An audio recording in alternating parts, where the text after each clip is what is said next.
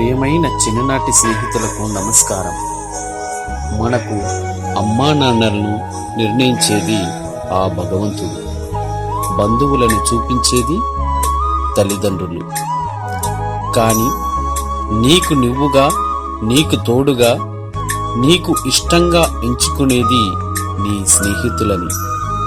స్నేహమంటే ఆడుకోవడం కాదు, ఆదుకోవడం. వాడుకోవడం కాదు, వదులుకోకపోవడం.